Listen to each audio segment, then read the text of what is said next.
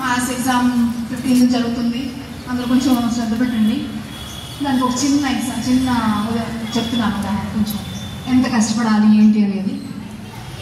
ఒక గుడికి వెళ్తుంటారు కదా మీరు, ఆ గుడిలో ధ్వజస్తంభం అనేది చూసారా మీరు ఎప్పుడైనా? ధ్వజస్తంభం అంటే ముందు మనకి గుడి ముందు ఉంటుంది, చాలా పెద్దదిగా పొడవుగా ఉంటుంది. దానికి ఒక బంగారం రేపు కానీ ఇత్తడి రేకు కానీ తాపడం చేసి ఉంటుంది. అది బంగారం రేకు అది తాపడం చేయకముందు అదొక కర్ర, ఒక నున్నగా ఉండేటటువంటి చెక్క. అయితే ఆ చెక్క మీదకి కొన్ని కప్పలు ఎక్కుతున్నాయి అంట. నున్నగా ఉండే కప్ప మీదకి కప్పలు స్తంభం మీదకి ఎక్కుతున్నాయి.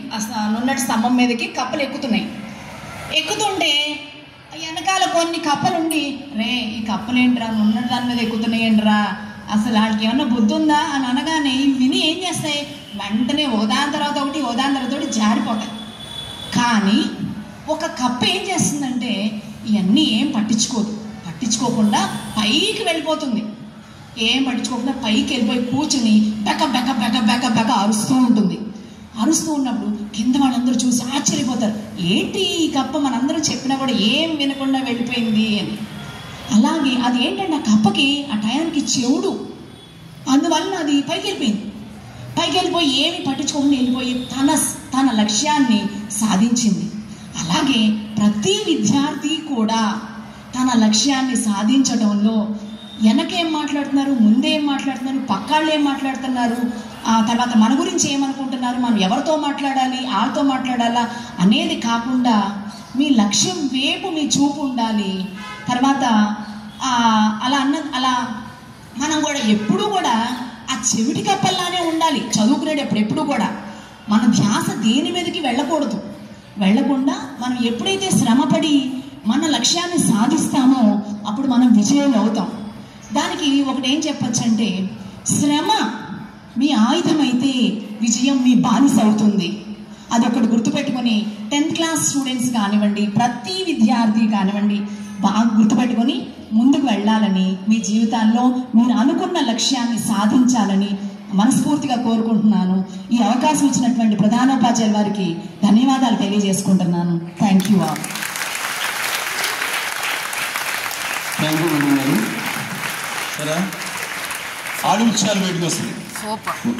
మన మేడమ్స్ రోడ్లోంచి ఆణిముత్యాలు బయటకు వస్తుంది. అవన్నీ కూడా మీకు ఉపయోగపడే లైఫ్లో చక్కగా. మరి మీరు చూసారా, అంటే చదువుకునే విద్యార్థికి వెనకాల వాళ్ళు విమర్శలు కానీ ఏం పట్టించుకుంటా మన లక్ష్యం ఏదైతే కేంద్రీకరించుకున్నామో దాని మీద మన దృష్టి కేంద్రీకరించి అనుకుని సాధిస్తే ఆ చెవిటి కప్పలాగా మన చెవులు కూడా పనిచేయకూడదు చదువుకునేటప్పుడు. అంటే పక్కన వాళ్ళు మాట్లాడడం లేదా వేరే ఎంజాయ్మెంట్ చేద్దాం అలా కాకుండా మనం అనుకున్న దాన్ని సాధించాలి. ఈ సంవత్సరం మనం ప్రతి సబ్జెక్టులోనే 80 మార్క్స్ తెచ్చుకోవాలి, లేదా 70% తెచ్చుకోవాలి, లేదా పాస్ అవ్వాలి. ఎవరి టార్గెట్ అవ్వాలి. ఆ టార్గెట్ పెట్టుకుని టార్గెట్ వైపే వెళ్ళాలి, వేరే ఆలోచన లేకుండా. చక్కగా మంచి మాటలు చెప్పారు సార్. మరి ఆ లక్ష్యం మరి అది మర్చిపోతే మన ఎవరి జీవితం పాడవుద్ది, మీ జీవితమే పాడవుద్ది. జీవితాన్ని బాగు చేసుకోవడం అనేది మన చేతుల్లోనే ఉంది, పాడు చేసుకున్నా మన చేతుల్లోనే ఉంది. మరి ఆ దృష్టిలో పెట్టుకోండి. చక్కగా మరి ఇలాంటి చిన్న కథలతో మిమ్మల్ని మోటివేట్ చేస్తున్నారు కాబట్టి మన టీచర్స్ అందరికీ కూడా మరి నేను కూడా శిరస్సు బాగా అభినందనం చేస్తున్నాను. మంచి మాట. మరి ఇలాంటి మాటలు అన్ని స్కూళ్ళలో దొరకవు. మరి చక్కగా మరి ఇది స్ఫూర్తిగా తీసుకొని మీ భవిష్యత్తుని మంచిగా నిర్మించుకొని, అర్థమైందా? మరి స్కూల్కి పేరు కావాలి, టీచర్స్కి పేరు కావాలి, అమ్మా నాన్నకి పేరు కావాలి. టోటల్గా సెల్ఫ్ సాటిస్ఫాక్షన్ ఉండాలి. మనమే సాటిస్ఫాక్షన్ ఉండాలి. స్వార్థం ఉండాలి. స్వార్థం అంటే మనం చదువుకుని మనం డెవలప్ అయ్యామనుకోండి, మనమే జీవితంలో ఎదుగుతాం. అమ్మా నాన్నకి ఉపయోగపడదు, స్కూల్కి ఉపయోగపడదు, టీచర్స్కి ఉపయోగపడదు. మన చదువు అనేది మనకే ఉపయోగపడుతుంది. ఆ లక్ష్యం మర్చిపోయినాడు, ఆ ఉద్దేశం మర్చిపోయినాడు, ఆ చదువును నెగ్లెక్ట్ చేస్తారు. అంటే చదువు మీద దృష్టి పెట్టండి, మంచి అలవాట్లు నేర్చుకోండి. ఇంకొక చిన్న విషయం ఏంటంటే, మనకి ఒక విధంగా దేవుడు వరాలు ఇస్తున్నాడు. వాళ్ళు అలా అనుకోగానే ఇలా వచ్చేస్తున్నాడు వరం.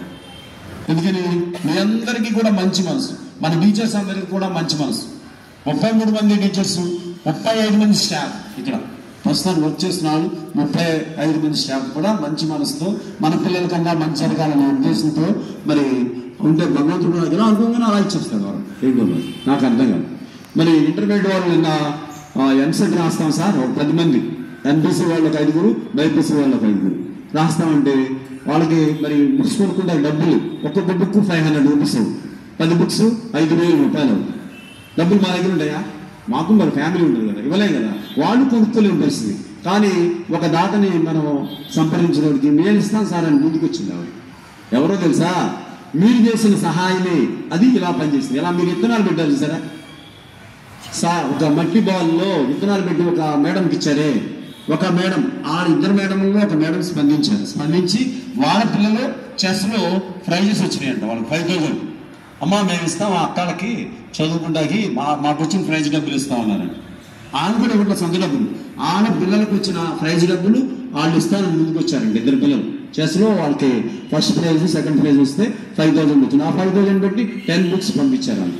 మరి ఒకసారి వాళ్ళందరూ కూడా మనకి మరి మనం చేసిన సహాయం మనకు కూడా పనిచేస్తుంది.